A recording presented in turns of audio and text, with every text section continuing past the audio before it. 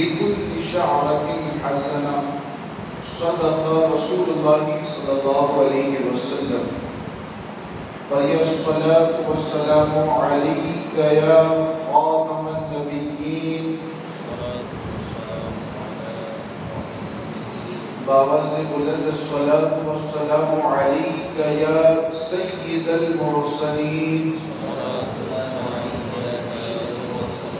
والصلاة والسلام عليك يا شفيع المذنبين وعلى آلك وأصحابك يا شفيع المذنبين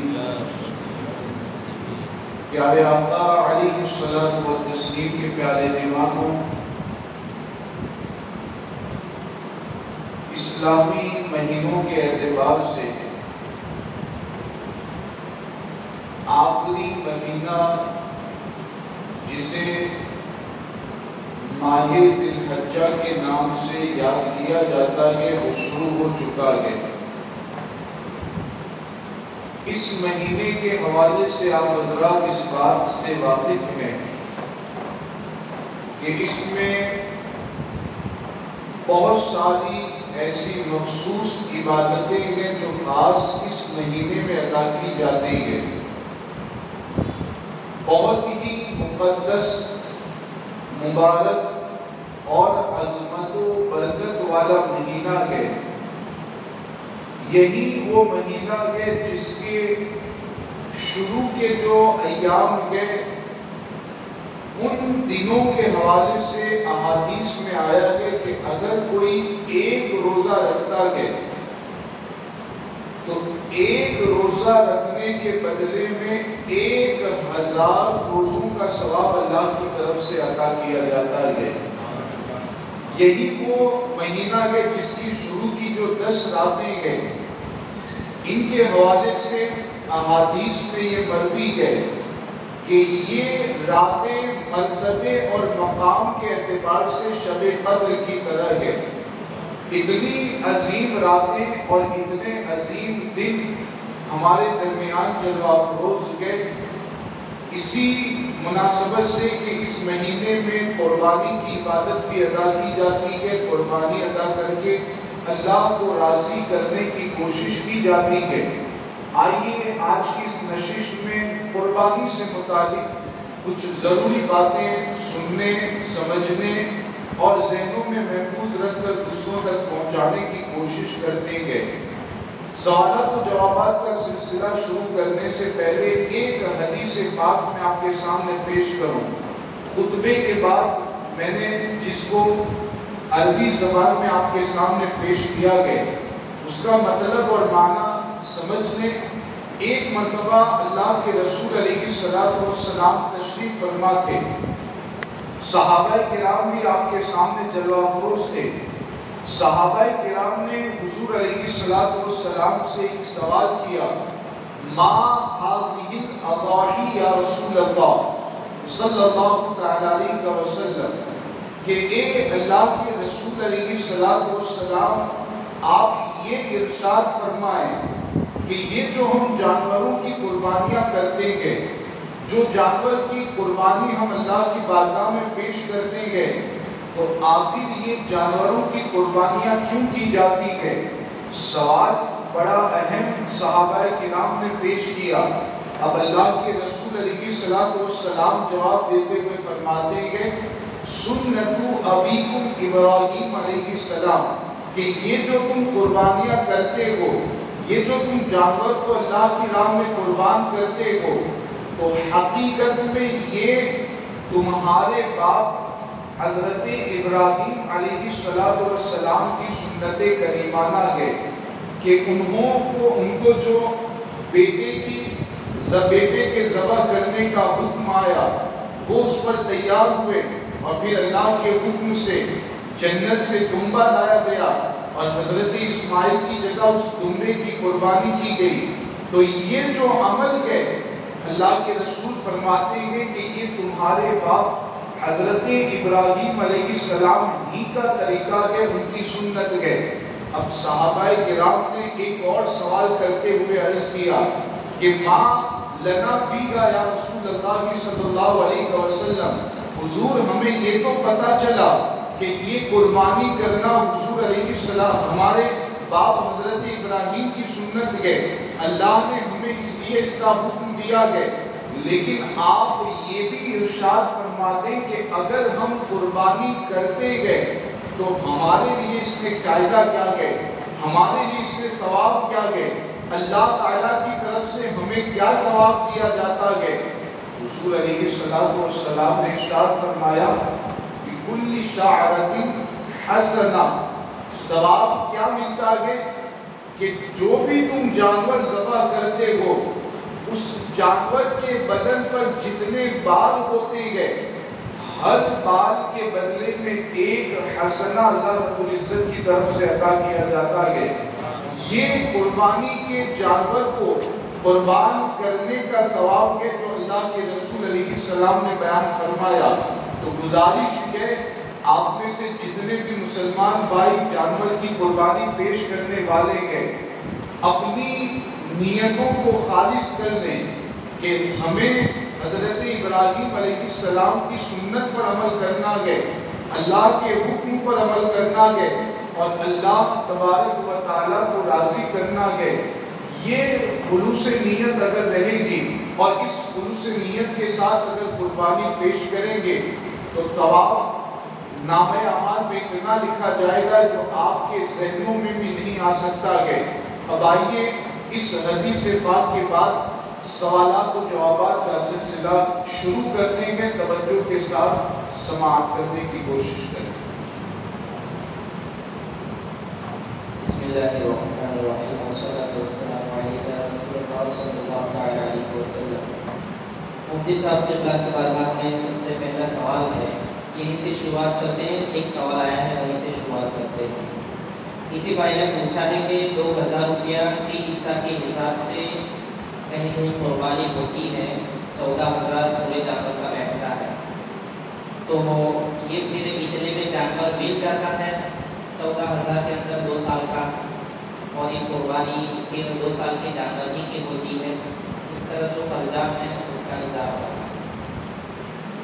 یہ سوال کافی اہم ہے اور میں گزارش پہلے ہی سے کر دوں گا کہ کوئی پرسنلی اپنے حوالے سے یہ سوال نہ سمجھے کہ یہ میرے متعلق پوچھا جا رہا ہے یا جواب جو دیا جا رہا ہے وہ میرے بارے میں دیا جا رہا ہے، لیکن یہ معاملہ ہمارے یہاں پر موجود ہے، میں نے خود اپنے کانوں سے اس چیز کو سنا۔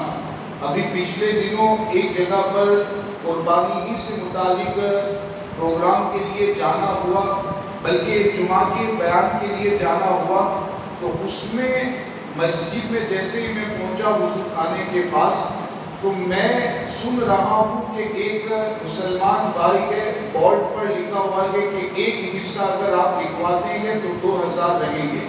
تو اس نے وہ بورڈ پڑھا اور اس کو پڑھنے کے بعد خود باتیں کرنے لگا 2-4 لوگوں کے درمیان کہ آخر مجھے تو یہ سمجھ میں نہیں آتا کہ یہ 2000 کا حصہ رکھا جاتا ہے کہ کل ملا کر 14000 بنتے ہیں، تو 14000 کا جانور آتا کہاں سے ہے، کہ کیسے یہ لوگ خریدتے ہیں۔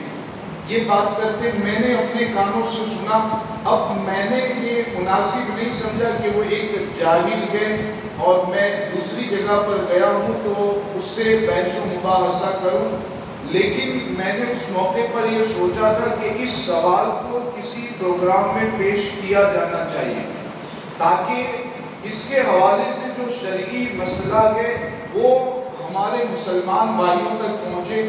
آپ نے بھی یہ سنا ہوگا لوگوں کو باتیں کرتے ہوئے کہ یہ 2000 کی حصے رکھنے کے 14000 کا جانور کہاں سے آتا ہے، ہم تو مارکیٹ میں خریدنے جاتے ہیں 20000 سے کم کا جانور نہیں ملتا ہے۔ ایسی باتیں کرتے ہوئے آپ نے بھی سنا ہوگا، بہت سارے لوگ ایسی باتیں کرتے ہیں۔ اب میں اس میں 2 چیزوں کی وضاحت کرتا ہوں، بالکل توجہ کے ساتھ سنیں۔ جن مسلمان بھائیوں بہنوں تک سوشل میڈیا کے ذریعہ یہ مسئلہ پہنچے گا وہ بھی اس کو سمجھنے کی کوشش کریں۔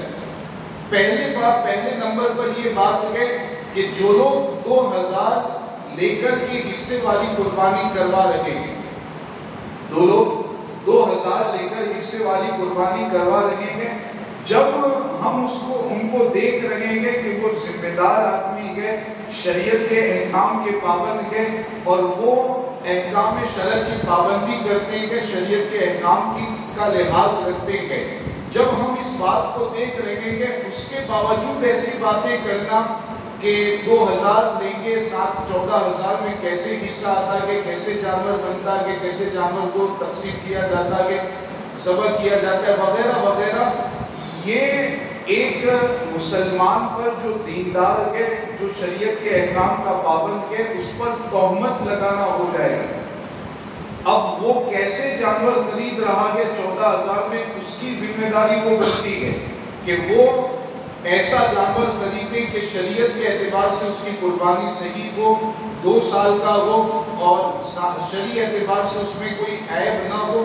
یہ اس حصے والی قربانی کرنے والے کی ذمہ داری ہے۔ لیکن اگر ہم میں سے کوئی اس کے حوالے سے باتیں کرنا شروع کر دیتا ہے تو شرعی اعتبار سے اس کو تہمت مانا جائے گا، الزام لگانا مانا جائے گا، تہمت لگانا مانا جائے گا، جس کو شدید جرم مانا جاتا ہے، اور سزا بھی اس کی بڑی شدید وارد ہوئی ہے۔ تو تہمت لگانا، غلط تصور کرنا، کسی کے حوالے سے غلط باتیں کرنا، یہ تمام وہ گناہ ہیں کہ جو وہ الزام لگانے والے کے سر پر آ رہے ہیں۔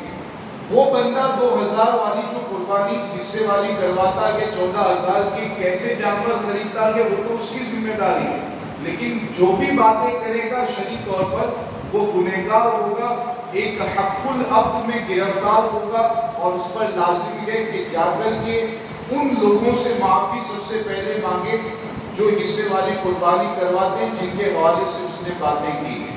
سب سے پہلے تو اس پر یہ لازم ہے، پھر وہ اللہ تبارک و تعالیٰ کی بارگاہ میں توبہ کرے۔ تو آپ کو کیا حق بنتا ہے کہ آپ کسی پر اس طرح کی تہمت لگائیں، کسی پر اس طرح کا الزام لگائیں؟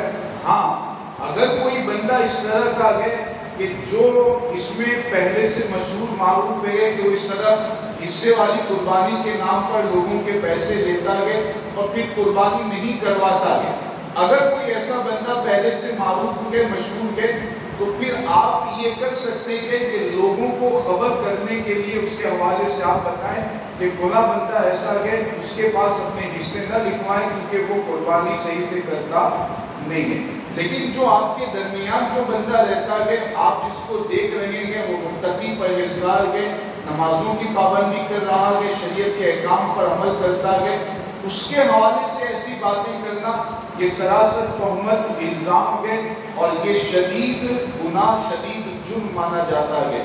تو میں ان تمام مسلمان بھائیوں بہنوں سے گزارش کروں گا کہ آپ ہرگز اس طرح کی باتیں نہ کریں۔ ہمارے یہاں پر جو تحریک کے ماتحت قربانیاں ہوتی ہیں، 2000 حصہ ہمارے یہاں بھی رکھا جاتا ہے، تو یہ قربانیاں عمومی طور پر مالیگاؤں میں جو ہمارے ذمہ دار ہیں، آسام میں ذمہ دار ہیں، اس طرح کے جو الگ الگ علاقے میں ذمہ دار ہیں، ان علاقوں میں یہ قربانیاں کی جاتی ہیں، اور وہاں بآسانی اتنے میں جانور مل جاتا ہے، خرید دیا جاتا ہے، بآسانی اتنے میں جانور جو قربانی کے لائق ہو وہ خریدا جاتا ہے۔ اگر آپ کو یقین نہ ہو تو آپ اپنے طور پر تحقیق کرنا چاہیں تو کر سکتے ہیں۔ تو ایسے ذمہ داران جو ہمارے یہاں پر ہیں، جو کہ شریعت کے احکام کا لحاظ رکھتے ہیں، اگر وہ ایسی قربانی کرواتے ہیں تو ہرگز یہ بات کرنا آپ کے لیے روا اور جائز نہیں ہے۔ میں نے بتایا اگر کرتے ہیں گناہ یہ ایسا ہوگا کہ سب سے پہلے بندے سے معافی مانگنی پڑے گی، پھر اللہ رب العزت کی بارگاہ میں توبہ کرنی پڑے گی۔ تو اس کا خیال کیا کریں، یہ چیز عام ہے، میں نے اس سے پہلے بھی آپ کو اس طرح کا ذہن دیا تھا کہ ہمارے یہاں کیا ہوتا ہے، صبح اٹھنے سے لے کر کے رات سونے تک دوسرے کیا کرتے ہیں اس کے حوالے سے باتیں ہوں گی۔ صبح اٹھنے سے لے کے رات سونے، فلاں کیا کر رہا، فلاں کیا کر رہا، فلاں کیا کر رہا۔ سب سے پہلے تو اپنے حوالے سے آپ غور کر لینا کہ میں کیا کرتا ہوں، کیا میں 5 وقت کی نماز پابندی کے ساتھ جماعت سے ادا کرتا ہوں؟ کیا میں قرآن کی تلاوت روزانہ کرتا ہوں؟ کیا میں اپنے والدین کے، اپنے بہن بھائیوں کے حقوق ادا کرتا ہوں؟ کیا میں پڑوسیوں کے حقوق ادا کرتا ہوں؟ کیا میں مسلمانوں کے ساتھ اچھا برتاؤ کرتا ہوں؟ اپنی زندگی کے حوالے سے، اپنے شب و روز کے حوالے سے سب سے پہلے ہمیں غور کرنا چاہیے۔ یہ جو ایک غلط عادت ہمارے یہاں پڑی ہے کہ صبح اٹھنے سے لے کے رات سونے تک دوسروں کے حوالے سے زیادہ فکر کرتے ہیں اور باتیں دوسروں ہی کے حوالے سے ہوتی ہے، جو غیبت کے علاوہ کچھ نہیں ہوتی ہے، یہ بڑی غلط عادت ہے اور اس کی بنیاد پر پھر بندے کی نمازیں بھی بیکار ہو جایا کرتی ہیں۔ یہ جو باتیں کرنے والا معاملہ ہے، کسی کی غیبت کرنا، برائی کرنا، اس کا تعلق حقوق العباد سے ہے، اور حقوق العباد کے حوالے سے جو احادیث کا مضمون ہے، اگر میں آپ کے سامنے خلاصتاً پیش کروں تو وہ یہی ہے کہ حقوق اللہ رب العزت چاہے تو معاف کر دیتا ہے، لیکن حقوق العباد کا معاملہ بڑا سخت ہے۔ بندہ معاف کرے تبھی جا کر کے اللہ رب العزت کی طرف سے بھی معافی ملا کرتی ہے۔ تو یہ عادت اگر کسی مسلمان بھائی کی ہے تو وہ اس کو سدھارے، اپنے نفس کے بارے میں غور کرے، اپنی جو برائیاں ہیں، اپنی جو کوتاہیاں ہیں، اپنے جو گناہ ہیں، اس پر غور کرے۔ ایک ہمارے بزرگ گزرے کے ماضی قریب کے، آپ نے اچھی طرح نام سنا ہوگا، بعض حضرات ان کے مزار پر بھی حاضر ہوئے ہوں گے، حضور استاد العلماء حافظ ملت علیہ الرحمہ۔ ان کا مشہور قول ہے، یہ فرمایا کرتے تھے کہ دوسروں کی خوبیوں پر نظر رکھو اور اپنی خامیوں پر نظر رکھو۔ دوسروں کی خوبیوں پر نظر رکھو اور اپنی خامیوں پر نظر رکھو۔ یہ ایسا ارشاد ہے کہ اگر اس پر عمل کرنا لوگ شروع کر دیں تو معاشرے سے 90% جو لڑائی جھگڑا ہے وہ ختم ہو جائے گا۔ جو لڑائی جھگڑا ہمارے درمیان معاشرے میں ہے، اگر اس ارشاد پر، اس قول پر عمل کرنا لوگ شروع کر دیں تو معاشرے سے 90% تو لڑائی جھگڑا ویسے ہی ختم ہو جائے گا۔ اپنی خامیاں دیکھو، دوسروں کی خوبیاں دیکھو، یہ اپنا ذہن بنائے۔ تو قربانی کا معاملہ ہو یا کوئی اور معاملہ ہو، کسی پر الزام لگانا، تہمت لگانا، غیبت کرنا، کسی کی برائی کرنا، یہ ہرگز شریعت نے آپ کو اجازت اس کی نہیں دی ہے۔ اگر کوئی غلط بھی کرتا ہے تو اس کے حوالے سے باتیں کرنے کی اجازت مخصوص وقت میں مخصوص افراد کے سامنے ہوتی ہے، ہر جگہ اس کے حوالے سے بھی باتیں کرنے کی اجازت شرعی اعتبار سے نہیں ہوتی۔ ماشاءاللہ، سبحان اللہ۔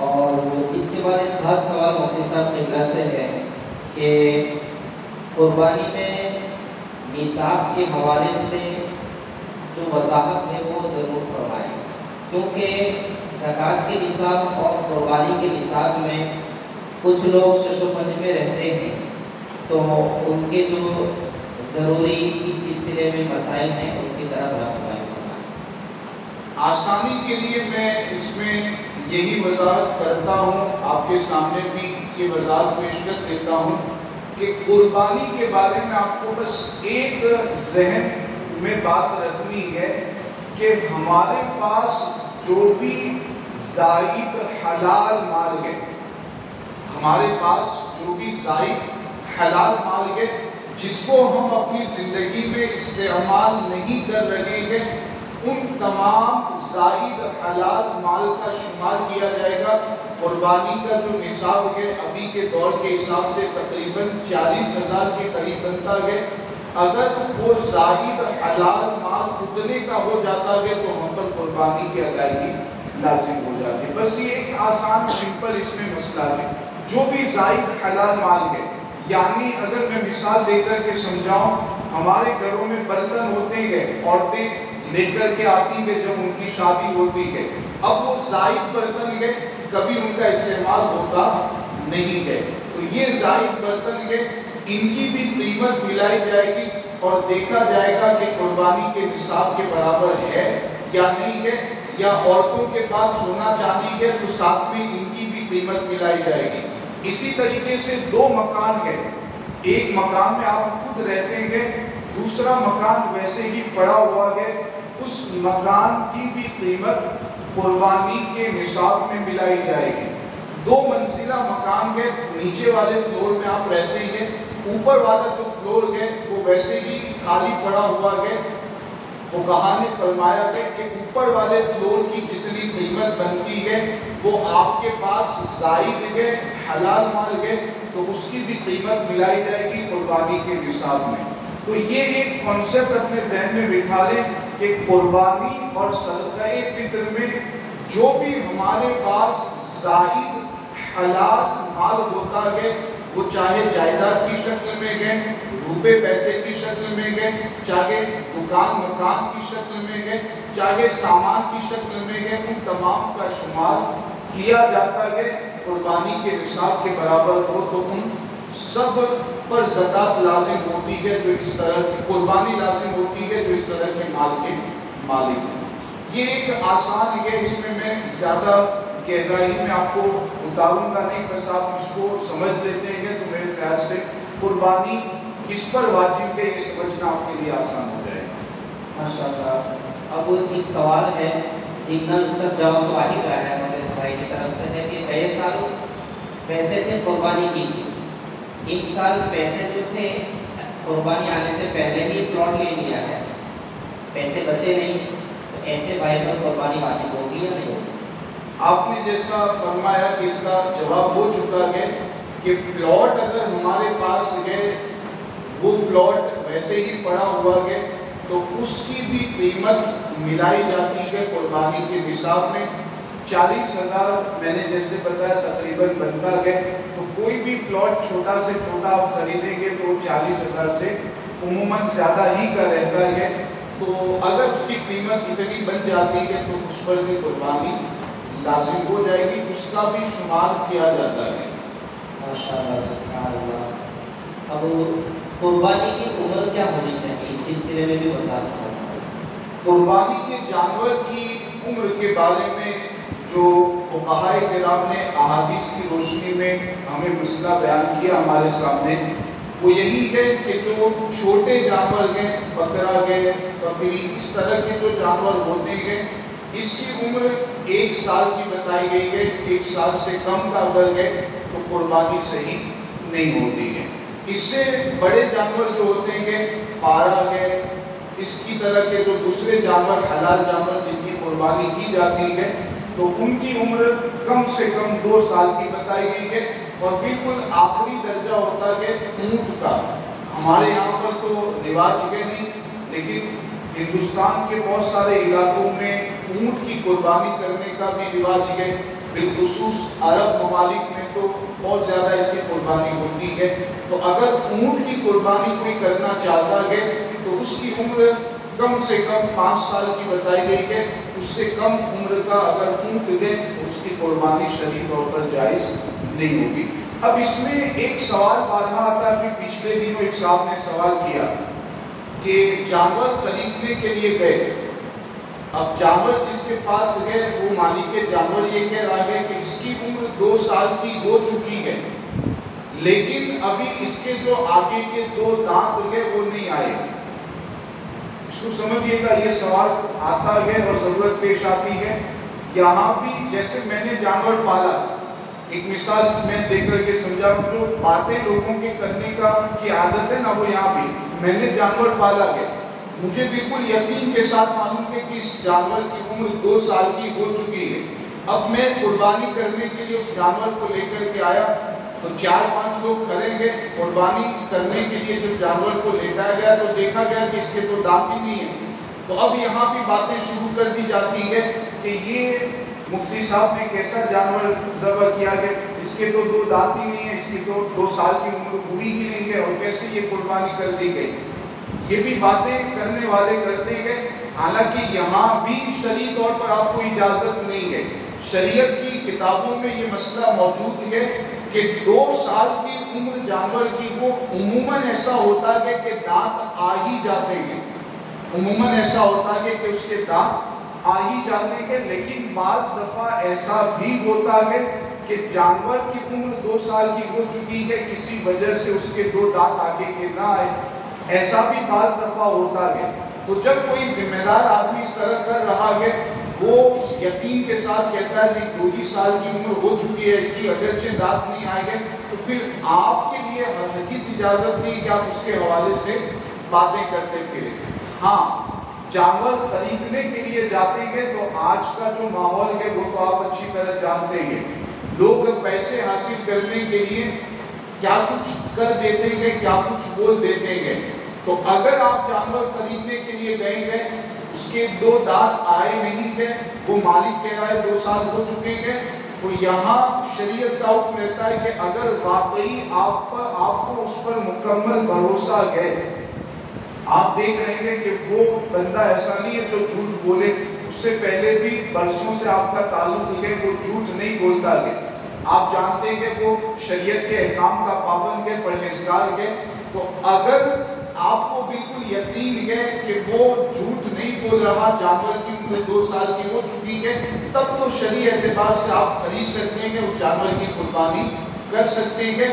ورنہ اگر عام بندہ کوئی ہے جس کے بارے میں ذرا بھی آپ کو ڈاؤٹ ہے کہ ہو سکتا ہے یہ جانور بیچنے کے لیے جھوٹ بول رہا ہو، تو ڈاؤٹ کو شک ہو تو ایسے معاملے سے آپ بچ جائیں، ایسا جانور نہ خریدیں، بلکہ ایسا جانور قربانی کے لیے خریدے جس میں کوئی شک شبہ نہ لگے. تو یہ اگر خریدنے آپ جاتے ہیں تو اس کا یہ حکم رہے گا، آپ نے خود اگر پالا ہے، یقین کے ساتھ آپ کو معلوم ہے 2 سال عمر ہو چکی ہے، بکرے کی 1 سال ہو چکی ہے، دانت اگرچہ نہ آئے تو تب بھی اس کی قربانی شرعی اعتبار سے جائز ہوتی ہے. کوئی کرتا ہے تو ہمیں اس کے حوالے سے باتیں کرنے کی اور اس پر انگلی اٹھانے کی اجازت نہیں ہے.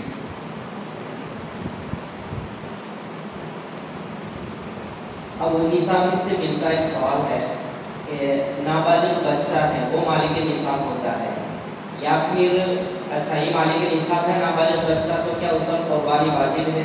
عورت بھی نصاب کی مالک ہوتی ہے، کبھی کبھی اس کا شوہر کر دیتا ہے، اس کے شوہر کی کرنے کی وجہ سے اس پر لازم ہوگی یا نہیں ہوگی قربانی؟ نابالغ پر تو قربانی شرعی اعتبار سے لازم نہیں ہوتی ہے، اگرچہ اس کے پاس کتنا ہی مال ہو. لیکن اس میں ایک میں مسئلہ ایڈ کرنا چاہوں گا. کل ہی ہمارے ایک عزیز کے انہوں نے سوال کیا، اس سوال سے مجھے سمجھ میں آیا کہ اس صورت کی بھی وضاحت ہمیں کرنی چاہیے. انہوں نے سوال یہ کیا، وہ کاروبار کرتے ہیں تو ان کا ایک بچہ ہے، اس بچے کے اکاؤنٹ میں بھی وہ پیسے رکھتے ہیں، اپنا بھی اکاؤنٹ بھی ہے، اس کے بھی اکاؤنٹ میں پیسے رکھتے ہیں. تو اب ان کا یہ سوال تھا کہ یہ جو بچہ ہے وہ بالغ ہے، اس کے اکاؤنٹ میں پیسے میں نے رکھی ہے، تو کیا اس پر بھی قربانی کرنا لازم ہو جائے گا جبکہ پیسے نصاب سے زیادہ ہے؟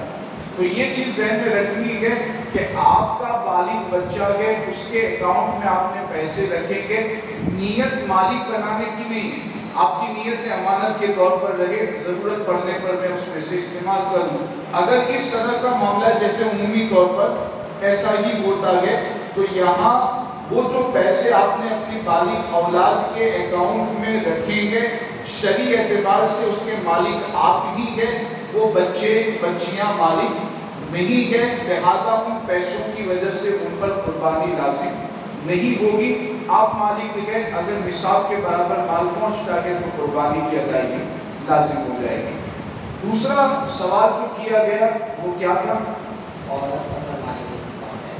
عورت اگر مالک نصاب ہے تو شوہر اس کی طرف سے قربانی کر دے تو کیا قربانی ہو جاتے ہیں؟ اس میں عمومی طور پر تو آپ جانتے ہیں ہمارے گھروں کا جو ماحول ہے کہ پہلے سے ہسبینڈ وائف کے درمیان بات ہو جاتی ہے کہ اس طرح میں بڑا جانور خریدوں گا تو آپ کا بھی حصہ اس میں رہے گا. عورت بھی کہتی ہے ٹھیک ہے میرا حصہ آپ کر دیجیے. عمومی طور پر باتیں ہوتی ہی ہے، اجازت مل بھی جاتی ہے، تو یہ اجازت کافی ہے. اگر صراحتاً اجازت نہیں بھی ملی، عورت اسی شوہر کے ساتھ رہتی ہے تو یہاں دلالتاً بھی اجازت مانی جائے گی، جانور کی قربانی عورت کی جانب سے صحیح ہو جائے گی. اب ایک سوال وہ پوچھتے یہ ہیں کہ کیا عورت پر جو قربانی کے جانور کے حصے کے پیسے ہیں وہ دینا لازم ہوگا؟ تو بالکل عورت پر دینا لازم ہوگا، لیکن اگر شوہر معاف کر دیتا ہے تو شوہر معاف کر سکتا ہے، وہ کہہ سکتا ہے کہ مجھے نہیں چاہیے، جیسے عام طور پر ایسے ہی ہوتا ہے. ورنہ شوہر قربانی کرتا ہے، حصے کے جو پیسے ہوں گے عورت پر دینا لازم ہو جائے گا. شوہر معاف کرے تو پیسے معاف ہو جائیں گے. ماشاءاللہ سبحان اللہ. اب اسوئی کے حوالے سے ایک بات خاص سوال ہے. کبھی کبھی یہ ہوتا ہے کہ پورے گھر والوں کی طرف سے قربانی کر دی جاتی ہے، یا پھر باری باری ہر سال گھر کے ہر فرد کی طرف سے قربانی کر دی جاتی ہے، اور جو مالک نصاب ہوتا ہے اس کی طرف سے نہیں کی جاتی. تو اس طرح گھر کے تمام افراد کی طرف سے ایک ہی قربانی کرنا، یا پھر جو مالک نصاب ہے اسے چھوڑ کر جو مالک نصاب نہیں ہے اس کی طرف سے قربانی کرنا کیا یہ صحیح ہے؟ اور جو مالک نصاب ہے وہ قربانی کے واجب سے بری ذمہ ہو جائے گا؟ اب ہمارے یہاں تو ماشاءاللہ برسوں سے یہ مسئلہ علماء کرام بیان کرتے ہیں. تو میں دیکھتا ہوں کہ ہمارے علاقوں میں تو اب یہ رواج تقریباً ختم ہوتا جا رہا ہے کہ ایک ہی جانور کی قربانی ہر سال الگ الگ گھر کے ممبر اور فرد کی طرف سے کرنا. یہ عموماً ہمارے یہاں مسئلہ پیش نہیں آتا. ہاں دیگر بہت سارے علاقے ایسے ہیں کہ جہاں سے اس طرح کے سوالات آتے ہیں، اور وہاں اب بھی یہ ذہن لوگوں کا پایا جاتا ہے کہ یا تو گھر کا جو سب سے بڑا فرد ہے جو پورے گھر کا ہینڈلنگ کرتا ہے، تمام افراد اس کے ماتحت ہے، جیسے والد صاحب ہو گئے یا دادا ہو گئے. تو اب بھی وہاں پر یہ رواج ہے، بعض علاقوں میں مسلمان بھائیوں میں یہ ذہنیت پائی جاتی ہے کہ جو سب سے بڑا فرد ہے بس اسی کی طرف سے قربانی کر دیں گے کافی ہے. حالانکہ ایسا نہیں ہے. اگر اس گھر کے ممبرز میں جتنی عورتیں ہیں اگر وہ مالک نصاب کے ان پر بھی قربانی لازم. اگر ان کے بچوں میں جو بالغ ہیں ان کے پاس نصاب کے برابر مال ان پر بھی قربانی لازم. اسی طرح جو بچیاں بالغاں ہیں ان کے پاس نصاب کے برابر مال ہے ان پر بھی قربانی لازم ہوتی ہے. تو یہ سوچ اگر کسی کے ذہن میں ہے یا سوشل میڈیا کے ذریعہ یہ سوال پہنچتا ہے کسی کے یہاں اور ایسی سوچ وہاں پائی جاتی ہے تو اس کو ضرور دور کریں. جتنے ممبرز کے واجب حصے جتنے بنتے ہیں ان سب کی طرف سے قربانی کرنا لازم ہوتا ہے. اور آپس میں اجازت لے لی جائے، پہلے سے بات کر لی جائے.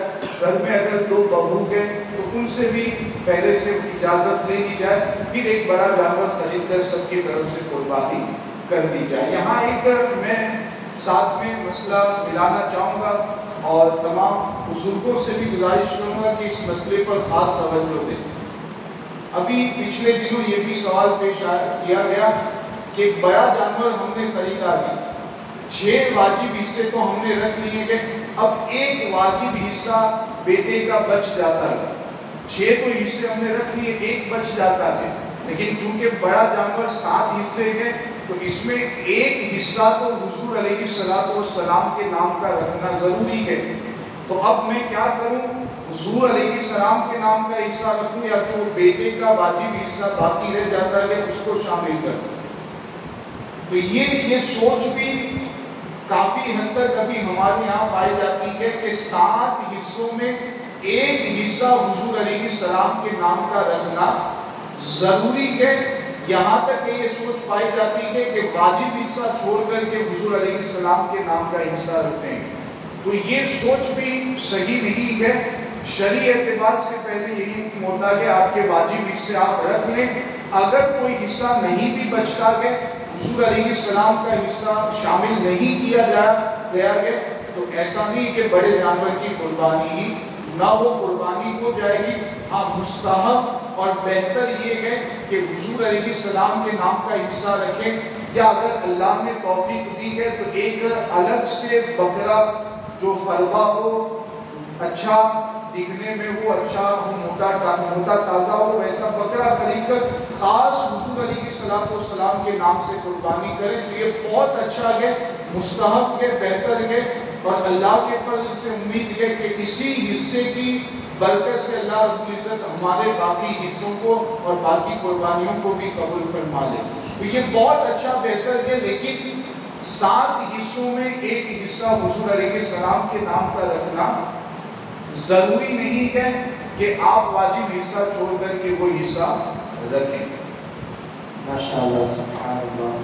اب ایک خاص سوال ہے کہ ایک بھائی افریقہ میں رہتے ہیں، ان کی قربانی یا حصہ یہاں پر جانور میں موجود ہے، وہ وہاں 3.5-4 گھنٹہ پیچھے چل رہے ہیں، یہاں قربانی کا وقت ہو گیا ہے، وہاں ابھی وقت نہیں ہوا ہے، تو ان کی طرف سے یہاں قربانی کی جا سکتی ہے، صحیح ہے یا نہیں؟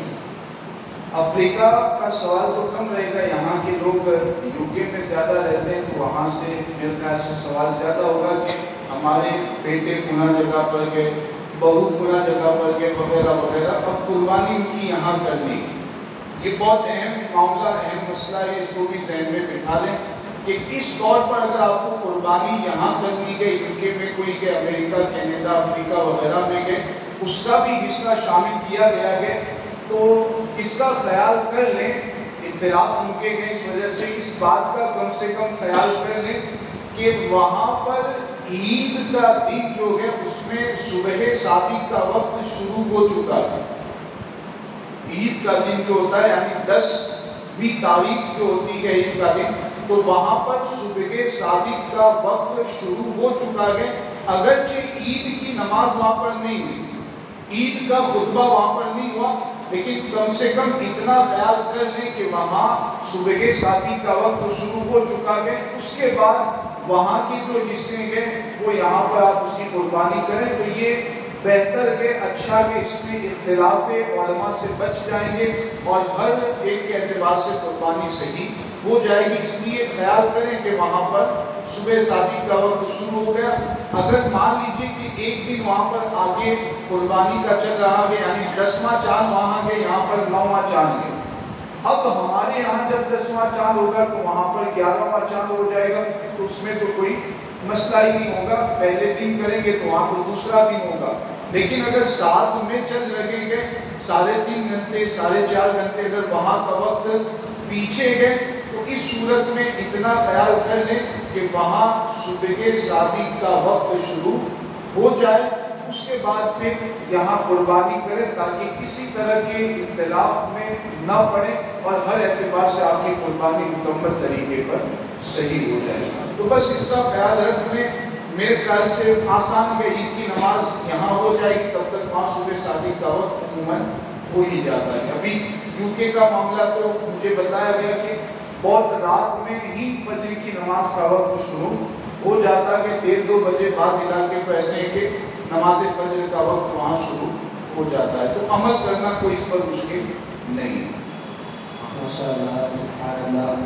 ایک سوال دوسرا خاص یہ ہے کہ قربانی کے جو جانور ہوتے ہیں، حصوں والے جانور، بڑا جانور کہہ لیجیے، ان میں عقیقہ کا حصہ بھی رکھنا چاہتے ہیں، تو یہ عقیقہ کا حصہ رکھ سکتے ہیں یا نہیں رکھ سکتے؟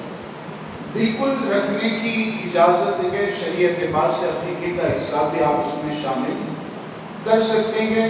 وہ عقیقے والا جو حصہ ہے اس کے گوشت کو ویسے ہی تقسیم کر دیں گے جیسے قربانی کے گوشت کو تقسیم کیا جاتا ہے. گوشت کو تقسیم کرنے کے حوالے سے اس کو 3 حصوں میں تقسیم کرنا یہ ضروری ہے؟ ضروری تو نہیں ہے، آپ عمل کریں تو مستحب بہتر ہے. یہ بھی ہو سکتا ہے کہ آپ دیکھ رہے ہیں مسلمان بھائیوں کو ضرورت زیادہ ہے تو اپنا حصہ کم لیں، باقی سب مسلمانوں کو اپنے جو رشتہ دار ضرورت مند ہے ان تک پہنچا دے. ایسا بھی ہو سکتا ہے، بہت اچھا کام ہے. تو 3 حصے کرنا یہ مستحب اور بہتر ہے، ضروری نہیں ہے. ماشاءاللہ. اب جانور ذبح کرتے وقت جو دیکھا جاتا ہے عام طور پر جانور کو تکلیف دی جاتی ہے، چھرا اندر ڈالتے ہیں اس کو ذبح کرنے یا جان نکالنے کے نام پر، اور یہ بھی ہوتا ہے کہ ابھی وہ تڑپ رہا ہوتا ہے تو کہتے ہیں کہ ابھی گرم گرم ہے، چمڑا آسانی سے اتر جائے گا تو اتارنا شروع کر دیتے ہیں. اس طرح کرنا صحیح ہے؟ ایسے کرنے والے تو گنہگار ہوتے ہی ہیں. آپ کے یہاں اگر کوئی اس طرح کا قصائی آتا ہے ذبح کرنے کے لیے، آپ کی بھی یہ ذمہ داری بنتی ہے کہ پہلے ہی سے آپ اسے سمجھا دیں کہ جانور جب تک ٹھنڈا نہ ہو جائے، اس کا مکمل خون نہ نکل جائے، تب تک چمڑا نکالنے کی اجازت نہیں رہے گی.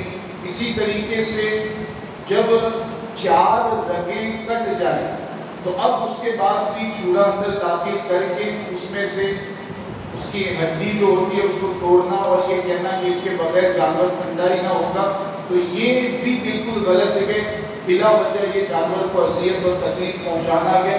میں نے بہت مرتبہ یہ اعلیٰ حضرت علیہ رحمہ کا قول پیش کیا کہ پھر ایک مرتبہ پیش کر دیتا ہوں، جانور کو تکلیف پہنچانا یہ کتنا شدید جرم ہے۔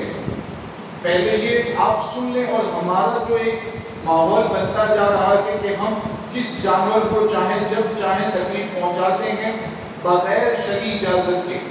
اگر کوئی جانور تکلیف پہنچاتا ہے، اذیت ہمیں پہنچا رہا ہے، تو وہ تو اجازت ہے کہ بقدر بوجہ مجبوری اسے مارنا یا اس کی اذیت کو دور کرنا یہ ہمارے لیے جائز ہے۔ لیکن عام حالات میں جانور کو تکلیف پہنچانا، خاص طور سے قربانی کے وقت، ذبح کے وقت جانور کو تکلیف پہنچانا یہ کتنا شدید جرم ہے۔ یہ قول آپ نے پہلے بھی میری زبان سے سنا ہوگا۔ اعلیٰ حضرت نے فتح رضویہ شریف میں اس کو لکھا ہے کہ ایک مسلمان کو تکلیف پہنچانا، عام مسلمان کے اس کو تکلیف پہنچانا، اس سے 10 گنا زیادہ بڑا جرم ہے ایک ذمی کافر کو تکلیف پہنچائی جائے۔ ذمی کافر جو اسلامی حکومت میں ٹیکس دے کر کے، جزیہ دے کر کے رہتا ہے، اس کو ذمی کافر کہتے ہیں اسلامی حکومت میں۔ یہ پہلے معاملہ چلا کرتا تھا۔ تو ایک مسلمان کو تکلیف پہنچانے میں جتنا گناہ ہے، اس سے 10 گنا زیادہ گناہ ایک ذمی کافر کو تکلیف پہنچانے میں ہے۔ آگے فرماتے ہیں کہ ایک ذمی کافر کو تکلیف پہنچانے میں جتنا گناہ ہے، اس سے 10 گنا زیادہ ایک جانور کو بلا وجہ شرعی تکلیف پہنچانے میں گناہ ہوتا ہے۔ ہم ذرا اندازہ لگائیں، مسلمان اور جانور، یہ اسلام کی تعلیمات میں آپ کے سامنے پیش کر رہا ہوں کہ جو جانور کا اتنا لحاظ رکھتی ہے، اس کو ذبح کرنا، اس کا گوشت کھانا، یہ تو اس وجہ سے کہ اللہ تعالیٰ نے اس کو انسانوں ہی کے لیے بنایا ہے۔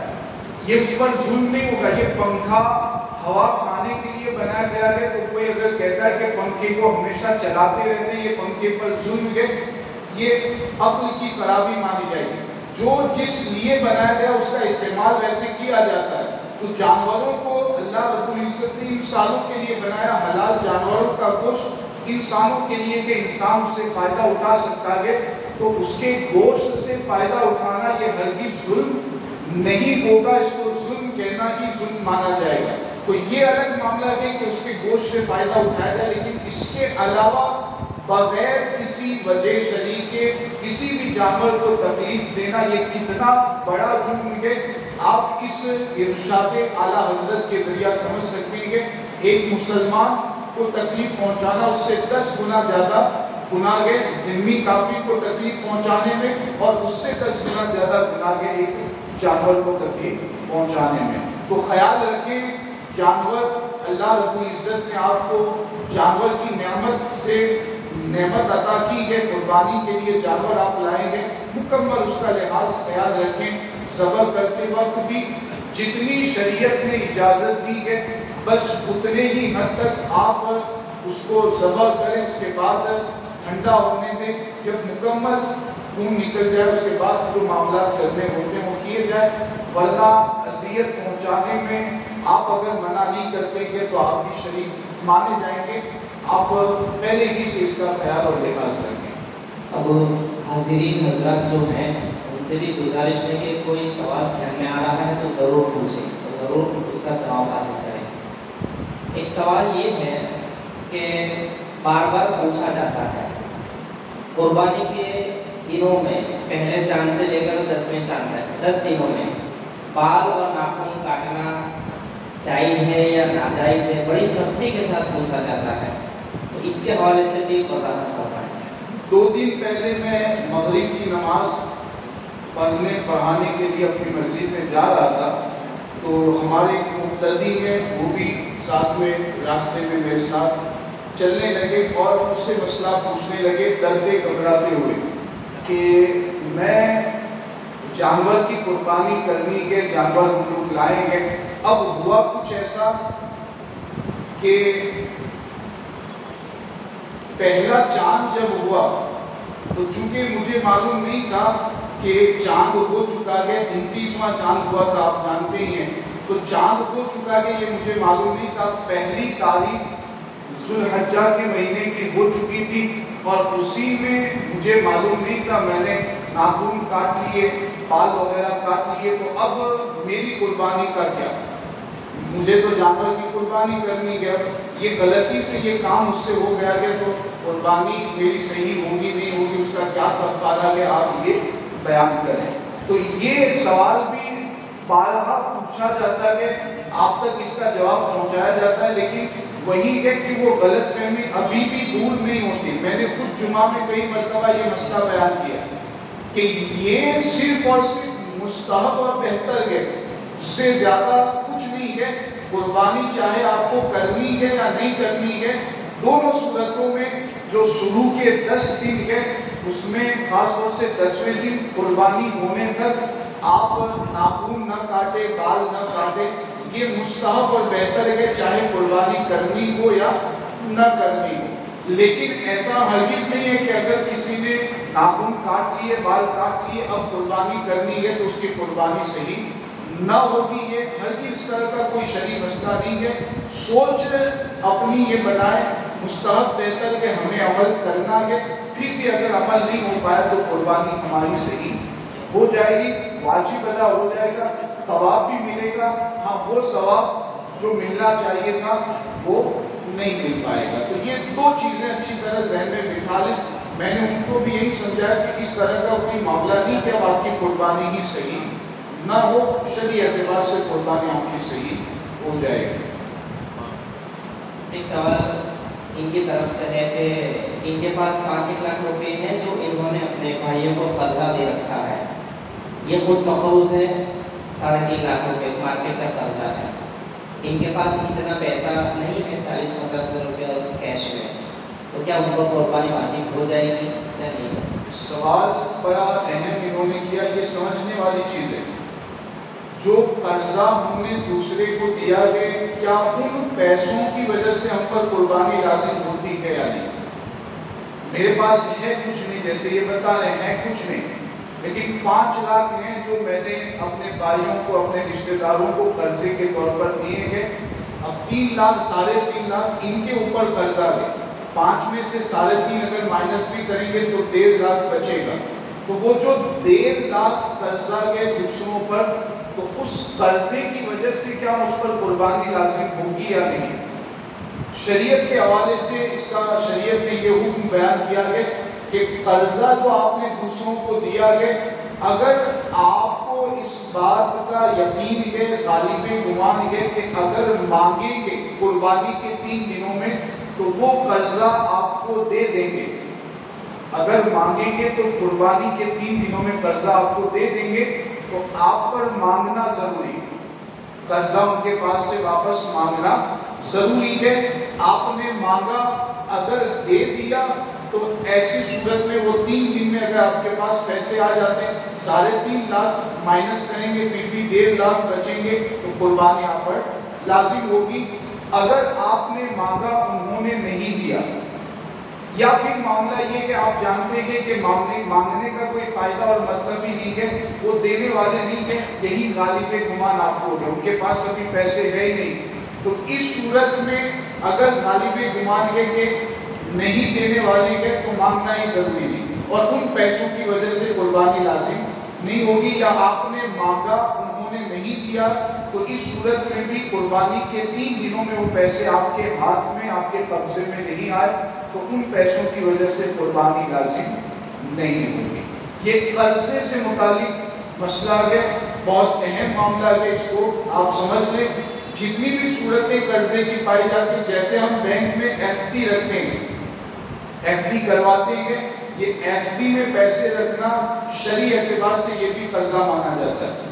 ایسے ہی ایل آئی سی میں پیسے جمع کرتے ہیں، یہ سب کروانا کیسا کہ وہ احکام میں ابھی بیان کرنے نہیں بیٹھا ہوں کہ تفصیل زیادہ ہوگی، لیکن بس یہ کہ یہ اس کے ضمن میں بھی میں آپ کا ذہن بنا دوں کہ کیا کیا چیزیں آ جائیں گی۔ ایل آئی سی میں جو پیسے ہم رکھتے ہیں یہ بھی شرعی اعتبار سے قرضہ ہی مانا جاتا ہے۔ پوسٹ آفس میں الگ الگ اسکیمیں ہوتی ہیں، پیسے جمع کرتے ہیں، شرعی اعتبار سے اس کو بھی قرضہ مانا جاتا ہے۔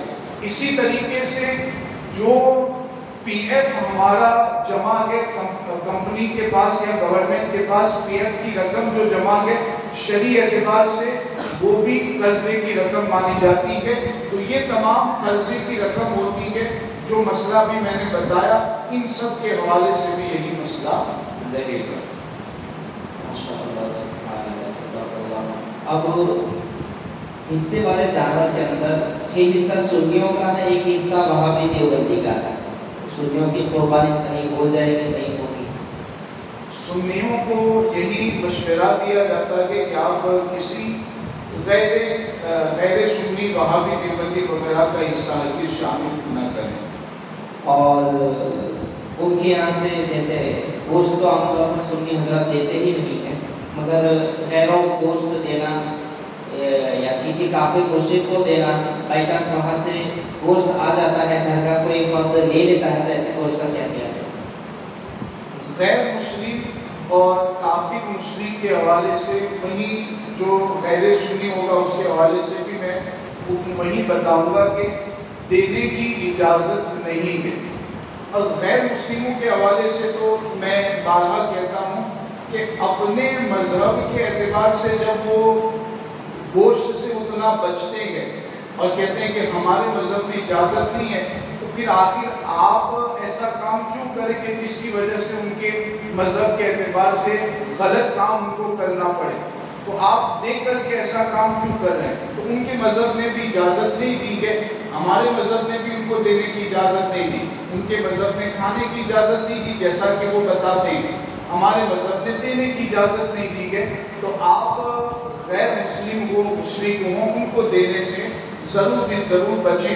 ان کو دینے سے بچنے ہی کا حکم ہے. ویسے ہی غیر سنی کو دینے سے بھی بچنے کا حکم ہے. اگر آ جاتا ہے تو خود اس کا استعمال نہ کریں، کوئی فقیر ضرورت مند ہے اس کو دے دیں یا پھر کسی جانور کو کھلا دیں، لیکن خود استعمال ہرگز نہ کریں. حلال رزق کھانے کی بڑی فضیلتیں احادیث میں وارد ہوئی ہے. وہیں پر اگر حرام کھاتے ہیں تو اس کا جو اثر ہمارے جسم پر پڑتا ہے، ہماری عبادتوں پر پڑتا ہے، وہ بھی احادیث میں اللہ کے رسول علیہ السلام نے بیان فرمایا ہے کہ حرام کمائی کی وجہ سے وہ عبادتوں کی جو لذتیں ہوتی ہے وہ ختم ہو جایا کرتی ہے، عبادتوں کا خشوع اور خضوع ختم ہو جاتا ہے. یہ حرام کمائی کی نحوست ہوا کرتی ہے، حرام غذا کی نحوست ہوتی ہے. تو ایسا گوشت اگر آتا ہے ہرگز آپ خود بھی نہ کھائیں، گھر والوں کو بھی نہ کھلائیں. اگر کوئی جانور وغیرہ ہے اس کو کھلا دیں یا کہیں پر اس کو پھینک دے، لیکن خود ہرگز اس کا استعمال نہ کریں، تاکہ اگر وہ حرام غذا ہے یقین کے ساتھ آپ کو نہیں بھی معلوم ہے لیکن حرام ہونے کا احتمال اور شک ہو گیا، اس سے بچنا ضروری ہوگا. وہ جو ابھی سوال ہوا کہ بد عقیدہ ہے حصے میں شامل ہے، وہ بھی 1 یا 2 حصہ ہے، اور دوسرے لوگوں کی قربانی ہوگی یا نہیں ہوگی، اس سلسلے میں ضروری وضاحت. ٹھیک ہے، اس سے پہلے کا جو مرحلہ ہے میں نے کوشش کی کہ وہیں پر روک لگا دی جائے کہ شامل ہی نہ کریں تاکہ پھر مسئلہ پیدا نہ ہو. اب آپ مزید ہیں کہ شامل کر لیا، ابھی تو کرنا نہیں، ابھی کوئی 2-3 دن باقی ہے تو شامل ہی نہ کریں. اب کوئی مسلمان 12ویں ذی الحجہ کے بعد آ کر کے یہ سوال کریں کہ شامل کر لیا، کسی بھی طرح شامل ہو گیا کوئی بدعقیدہ تو ہماری قربانی ہوئی یا نہیں ہوئی. تو اس کے حوالے سے شریعت کا حکم رہے گا اگر وہ بدعقیدہ ایسا ہے جس پر کفر کا حکم لگتا ہے تو اس صورت میں تو باقی جو حصے سنیوں کے ہیں ان کی بھی قربانی صحیح نہ ہوگی. اگر بدعقیدہ ایسا ہے جس پر گمراہی کا حکم لگتا ہے تو باقی جو سنیوں کے حصے ہیں ان کی قربانی صحیح ہو جائے گی. ماشاءاللہ. رات میں قربانی کرنا، جانور ذبح کرنا کیسا؟ ہمارے استاد گرامی مفتی محمد نظام الدین صاحب قبلہ مدد العالی تشریف لائے تھے، اسی طرح کی ماشاءاللہ محفل ہوئی تھی. انہی سے استفادہ کر کے فیض حاصل کر کے یہ جو میں آپ کے سامنے بیٹھا ہوں اور کچھ اللہ کے فضل سے شریعت کے احکام پہنچا رہا ہوں، تو یہ انہی کی نظر عنایت اور نظر کرم کا نتیجہ ہے۔ تو حضرت سے پوچھا گیا تھا، حضرت نے بھی وضاحت کی، پہلے منع کیا گیا تھا وہ اس بنیاد پر کہ تاریکی ہے، اندھیرا رہتا تھا اور لائٹ کا اپنا انتظام نہیں ہوتا تھا، اس بنیاد پر منع کر دیا گیا تھا۔ اب چونکہ اس طرح کا معاملہ نہیں ہے، اگر اطمینان ہے، اچھی لائٹ وغیرہ لگا دی ہے، صحیح طرح ذبح ہو سکتا ہے وہ کر سکتے ہیں، ورنہ اگر تھوڑا سا بھی شک ہے کہ اچھی طرح ذبح نہیں کر پائیں گے یا 4 رگیں کاٹنی ہے، اندھیرے کی وجہ سے جانور کو زیادہ تکلیف ہوگی، اس طرح کا معاملہ ہے تو پھر رات میں قربانی کرنے سے بچنا چاہیے۔ ایک تصور یہ بھی ہے، زیادہ تر عورتوں میں بات پائی جاتی ہے، ایک جگہ سے دوسری جگہ گوشت اگر لے جا رہے ہیں تو ضروری طور پر لوہے کی کوئی چیز چھری یا اس کی کیل وغیرہ رکھ دیتے ہیں یا تاکید کرتے ہیں، یہ کیسا ہے؟ یہاں بھی اس طرح کا معاملہ ہے حاجی صاحب، وہ لوہے کی کیل رکھ دینا یا کیلی چیز کو کہتے ہیں ہمارے یہاں، کچھ نہ کچھ رکھ دیتے ہیں، ایسا معاملہ ہے یہاں پر۔ ابھی تو میرے خیال سے نکلا ہے کہ ابھی بھی ہے اس طرح کا معاملہ، میں نے تو دیکھا ہے۔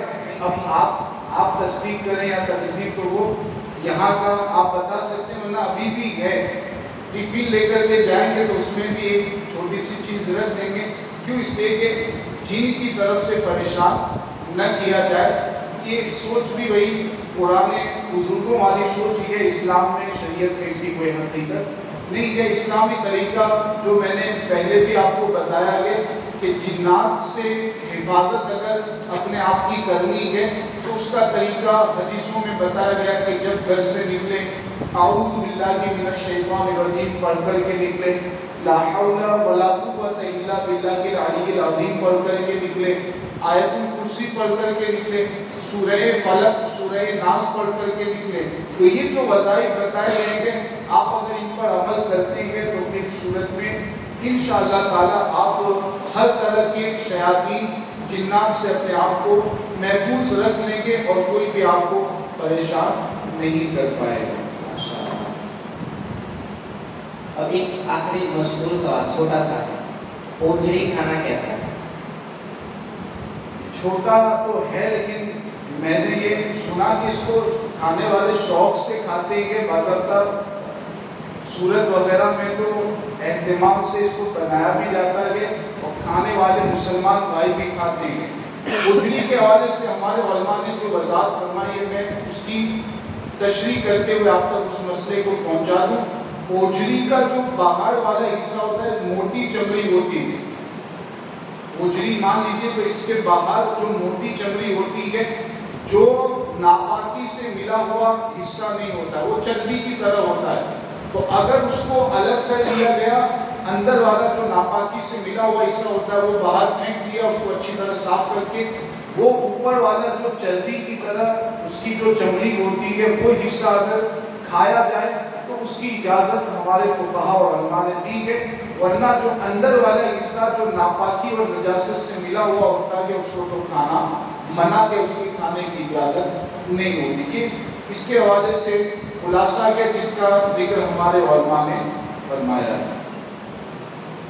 بسم اللہ الرحمن الرحیم، الصلاة والسلام علیک یا نبی اللہ وعلى آلك وصحابك یا نور اللہ صلی اللہ تعالی علیہ وسلم۔ یا اللہ یا رحمان یا رحیم اللہ تبارک و تعالی ہم میں سے جو بھی قربانی کا جانور تیری رضا کے لیے ذبح کرنے والے ہیں، قربانی کرنے والے ہیں، سب کی قربانیوں کو تو اپنی بارگاہ میں قبول فرما۔ مولا تبارک و تعالی جو ثواب قربانی کرنے کا احادیث میں بیان کیا گیا وہ تمام ثواب اپنے فضل سے ہمیں عطا فرما۔ خلوص و للہیت کے ساتھ قربانی کرنے، ہر عبادت کرنے کی توفیق عطا فرما۔ استغفر اللہ ربی من کل ذنب واتوب الیہ وما علیہ الا البلاغ۔ السلام علیکم ورحمۃ اللہ۔